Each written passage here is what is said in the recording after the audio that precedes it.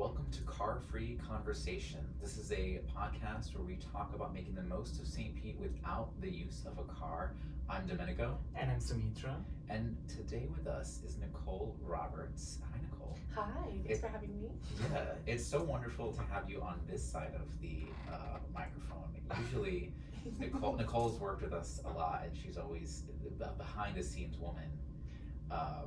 The person that makes things happen. So it's so nice to have you actually on the show. Yes, thank you. Yeah, Nicole does a lot of scheduling of her guests. Nicole does a lot of behind the scenes prep work for her documents. She does all the work. Yeah, essentially. The woman behind the curtain. So now that we have you here, Nicole, why don't you tell us what got you started in this whole car-free mentality or this journey that you're on, and we'll talk about Connect Pinellas in a little bit. That's coming up. Yes. So I work for the St. Petersburg Downtown Partnership. Currently, the director of community engagements. But when I started back in 2019, we were approached by PSTA, actually Whitney Fox, who was their current director of marketing at the time. She approached us about this idea of expanding a car-free living program that we had started for the Downtown Looper. At the time, the Downtown Looper was going fare-free, was expanding its hours, trying to be a little bit more of a commuter service. So we had started a car-free living campaign to promote that, but she thought that, that could really be expanded to advocate for the scooters that were soon to come, to advocate for the Sunrunner that was soon to come, and really expanding our public transportation options and seeing those as a way to actually get around our community rather than as a fun touristy thing. Right. Well, I mean, look how far we've come, right? I mean, I use all of those things. I use the scooters almost daily. It's so nice to be able to just pick it up and park it and not have to worry about, if someone's gonna steal my scooter. Well, and also what St. Pete did very well with the scooters is having those corrals. Oh, that was a huge deal. I've been to other cities where they just leave them wherever. It's annoying. It's just mess. I think that was smart. It was a necessary thing. And it was really cutting edge at the time, for the city to even require that. I think you see it now in other cities, but at the time, you went to Atlanta, the biggest complaint was that the scooters were everywhere. So I think they did a really good job at addressing that. They did, yeah. And of course, the Sunrunners. Yeah, and what I've seen in Chicago is the bikes are still more popular than the scooters. Oh, interesting. And I think because Chicago has had a bigger network of bikes forever, it feels like people are just used to riding the bikes more. I have to say the bike, the scooter is nice when I want to get from point A to point B really fast. The bike is really nice because it's more practical. You can put things in the basket and carry. So if you have stuff with you, it's really nice to have a bicycle, I think. But I agree that we could have a better, more friendly bicycle network. Yes. I'm always impressed too within the northern states or in Canada how many people do bike, when it is cold, winter biking really is a thing. We're here, we're blessed with the fact that it's, other than the rainy season, pretty much great to bike all year round. Well, yeah, I can't imagine biking in below freezing weather. Oh, I know several people who have these guards on their bikes that they put on for the winter, and then they have the gloves and the guards so that the wind. I remember that they in New York, when I was living in New York, the delivery delivery bicycles, and they would have, they're almost like these big mittens that are glued to the handlebars, and they slide their hands in. Because it's the wind, the icy wind, right, that comes against you. I just can't. I know. Even just walking down the streets of New York sometimes, it would just numb my face. Just the wind blowing in your face. I'm like, oh God, if I was biking through this, this is very off topic, but have you noticed they have reclassified New York's weather as subtropical? Stop it. I did hear that. Because of just how hotter the summer has become, spring and summer has become. Well, their summers are very hot, hotter and less variable than here, but their winters are brutal. Apparently they have become more mild, so Oh, really? Yes. Subtropical. Which is wild to think That's about. a lie. Yeah. Are these the scientists doing this, or is this a political thing? No, it's weather people. Really? Yeah. I gotta talk to them. We're gonna have them on the show next. Stay tuned. Right. A special edition of Car Free Conversations where you interview a weatherman and ask him about the Talk about the temperatures. Yeah. Getting back to Car Free St. Pete, can you tell us like what events, what kind of advocacy Car Free St. Pete has been involved in since its inception? Yeah, it's been a crazy 6 years. I feel like it's really transformed. Obviously dealing with the pandemic too. I think, one of the biggest things I'm proud of is that we have created a Car Free St. Pete committee, really resourcing people from around the community of all different kind of walks of life. People who are car free, Dominico was a car free committee member. Saumitra was as well. I believe you and your partner share a car, one car household. Yeah, we had a one-car household, yeah. And there was plenty of people that came from two-car households, that were coming in from Seminole, driving in most of the time, but still understood the importance of enhancing that transportation options. And hey, a two-car household is better than a four-car household. And I do know people that have 4 cars just for fun. In this American lifestyle, everyone gets a car. And the other thing I'm proudest of is starting the Halloween on Central events.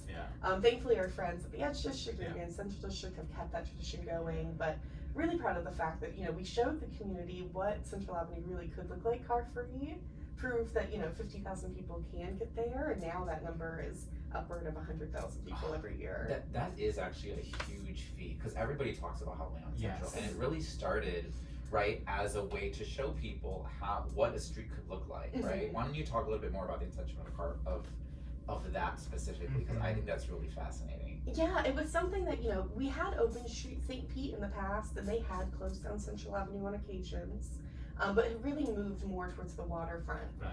But we really came in and we were like, no, the spectacularness of making a street car free is the fact that there's businesses on the street. Right, it's the fact that you're popping into restaurants, into bars, into shops, and which is great for those local business owners too. People who are biking and walking are much more likely to spend their money at local businesses than people who are driving by, and you have more opportunities to do so. So that's what we really did just want to show the community that even for just one day, making Central Avenue can be very economically revitalizing, can really bring the community together. I think the timeline of it too, it was in 2021, so it was kind of one of the first events that were coming to the community post-pandemic. Right. And it was outdoors, so it was safer. People were able to kind of be together a little bit more. And I think it just struck the community at the right time.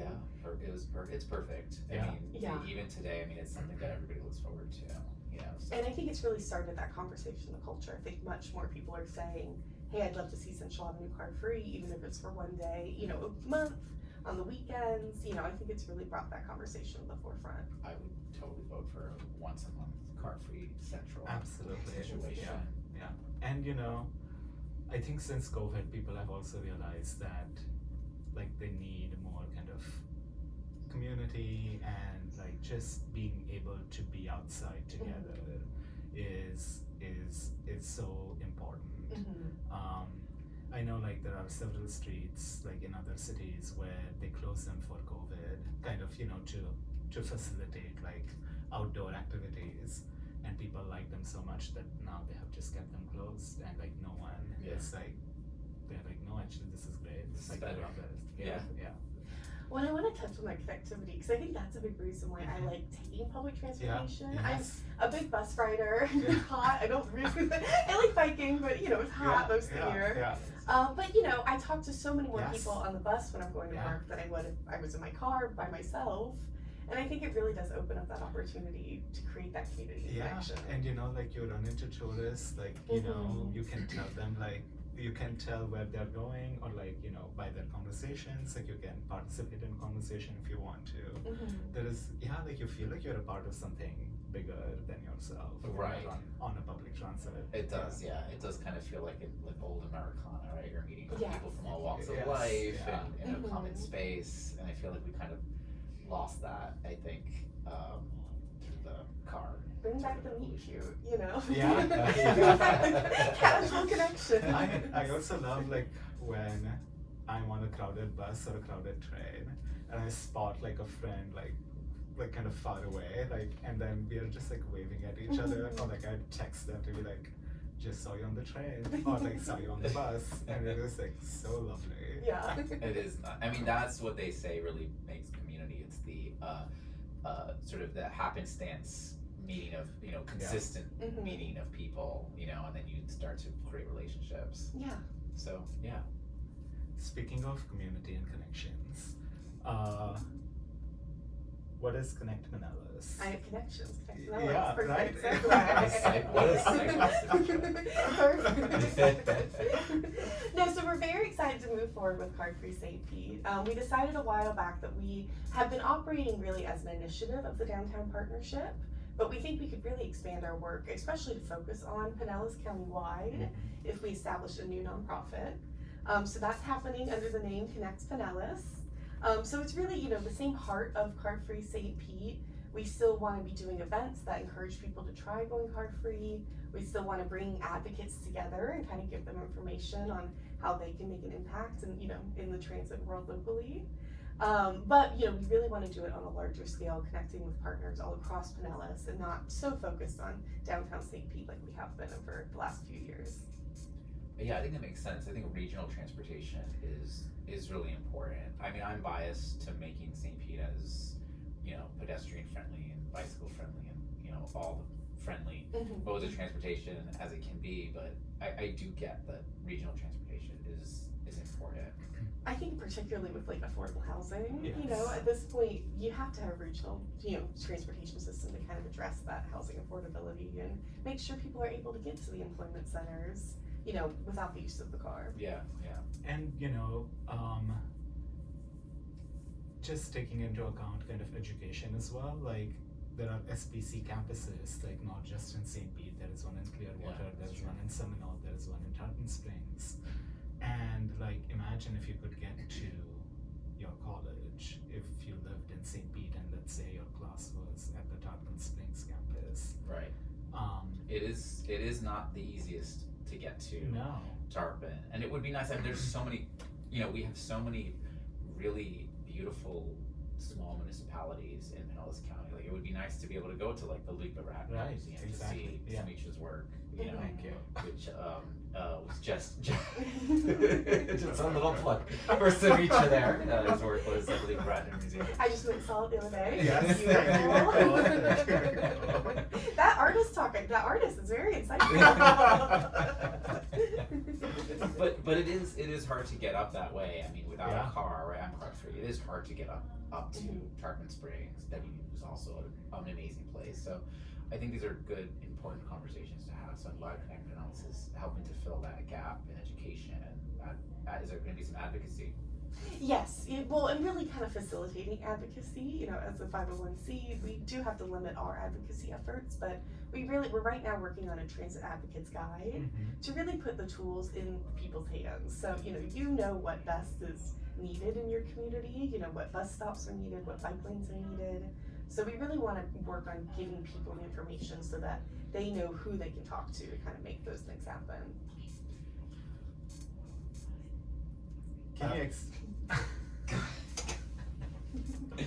Can you explain your role with Connect Pinellas and what you hope to do with your role? Yes, I am the Vice President of Connect Pinellas and Advocacy Chair, or not Advocacy Chair. I'm the Administrative Chair. So, I've been kind of, the Program Manager of Card Free St. Pete. So really kind of continuing those tasks of keeping our volunteers together, managing communications, kind of the website, the background stuff, but really allowing our committee members to kind of take a step up and take more of a leadership role. So we have Kristen Ehrlich, who is a Card Free St. Pete committee member, will now be the president of Connect Pinellas. And I think really under her leadership, we're really, going to have a lot of energy to complete our tasks and, again, continue that Pinellas County-wide expansion of our work. And so you mentioned this is a 501c3. Yes. So listeners can donate to your nonprofit. Yes. That's something that people can do. Yes. And you would use that funding to help with these programs, advocacy, all these kind of educational programs. Yes, and we really like to try to fund, hard projects. So we're talking right now about how we can install maybe bike parking in different parts of the city.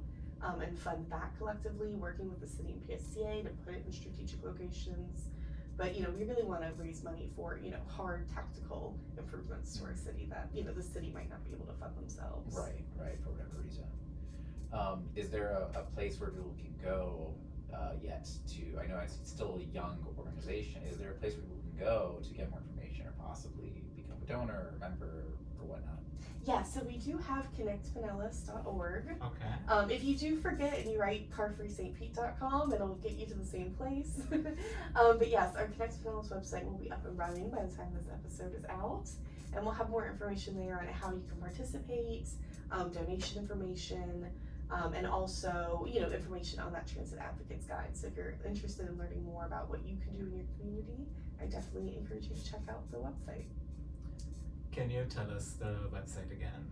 Connectpinellas.org. It's pretty straightforward. Yeah. I mean, yeah, everybody should know how to spell Pinellas if you live here. I thought about spelling it, and I was like, what if I spell it wrong? Yeah, is it two N's or two L's? Insert correct spelling of Pinellas here. Well, that's great. That's great. Is there anything else you want to say about Connect Pinellas and your plans that you need people to know about? We're just, you know, really excited about moving forward, and, you know, I guess a real plea of, you know, if you are in other parts of Pinellas County, if you've been interested in Car Free St. Pete's work and wish it was in your backyard, definitely reach out to us. Definitely go on the website, check us out on social media.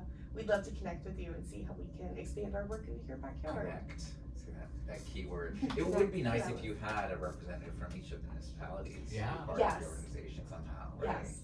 Because then they can spread that message or be able to coordinate with you. And also, if you're listening to this episode, either in your podcast or on Radio St. Pete, please reach out to us and tell us if you are car-free and like how you are leading a car-free life wherever you are in the county, because we'd love to hear from you. Yeah.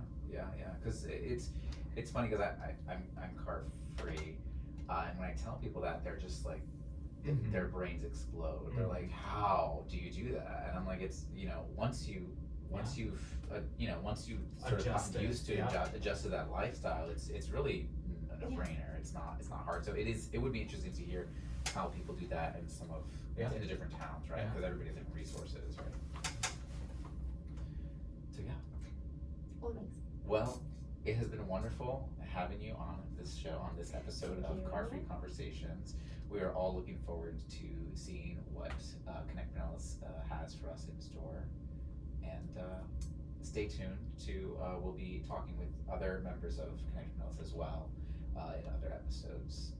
Yeah, we're going to be talking to all the chair people of the organization, and we'll get to know what each of their committees do and like what their role with the organization is as well. Thanks for joining us, Nicole. Thanks for having me on.